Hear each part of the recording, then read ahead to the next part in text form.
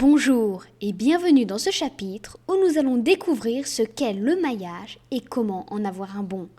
Vous découvrirez aussi les trucs et astuces qui vous permettront d'éviter les pièges de la topologie. Vous apprendrez aussi à réduire au maximum le maillage grâce à des algorithmes. Non pas des algorithmes qui feront le travail à votre place, mais grâce à des schémas que vous pourrez mémoriser et appliquer. Je répondrai aussi à certaines questions, telles que pourquoi utilise-t-on des triangles pour les jeux vidéo ou comment analyser le modèle. Bref, nous aborderons certains aspects essentiels au maillage.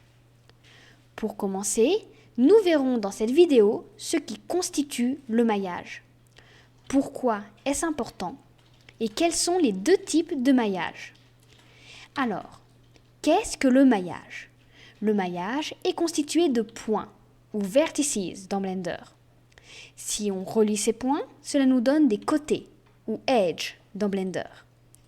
Et si on remplit la surface comprise entre les vertices et les edges, ça nous donne une face. Petite information intéressante, une face peut être composée de 3, 4 ou 5 points ou plus. Mais dans la 3D, nous choisissons généralement le triangle ou le quadrilatère. Mais avant de s'intéresser à la question du nombre de points, demandons-nous pourquoi est-ce important de faire un bon maillage. Premièrement, il est plus simple de modeler avec un bon maillage. Pourquoi? Car tous les logiciels de modeling peuvent couper une série de quadrilatères. Si on rajoute un point, vous verrez que la continuité est brisée. Voilà pourquoi le quadrilatère est important.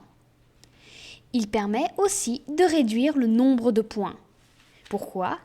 Car si on revoit son maillage, on peut trouver des moyens de l'optimiser et donc de réduire de possibles problèmes visuels. Il permet aussi de créer des UV. Déjà, éclaircissons rapidement ce qu'est l'UV. C'est le dépliage 2D d'un objet 3D. Voilà à quoi ressemble le dépliage d'un visage, par exemple. Si vous avez un maillage qui ne suit pas les courbes, ou du moins les courbes qui nécessitent une coupe, alors vous aurez possiblement des problèmes, tels que des coupes très visibles par exemple. Si on fait un bon maillage, on peut découper le visage ou l'objet de votre choix sans plus de soucis que de savoir où couper. Enfin, il permet des déformations plus réalistes, car si vous avez des points qui se rejoignent sans logique, vous risquez sûrement d'avoir des artefacts.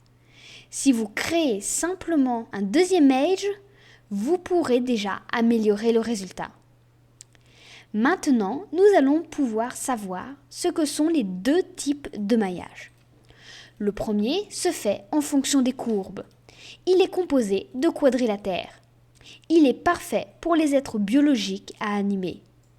Par exemple, si vous avez un humain ou un monstre à animer.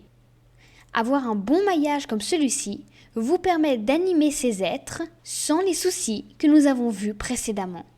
Par contre, si c'est un objet ou un être qui ne sera pas animé, vous pouvez vous accorder de ne pas suivre parfaitement les courbes. Le deuxième type est celui des jeux vidéo. Il est composé seulement de triangles et le maillage est réduit au maximum pour une question d'optimisation. Alors, pourquoi le triangle?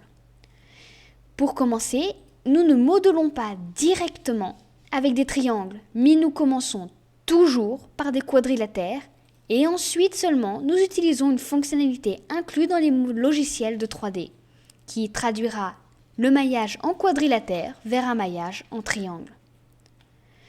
Ensuite, le triangle est plus simple à calculer car le triangle est toujours coplanaire, c'est-à-dire que la face sera toujours plate, alors que le quadrilatère peut ne pas être plat.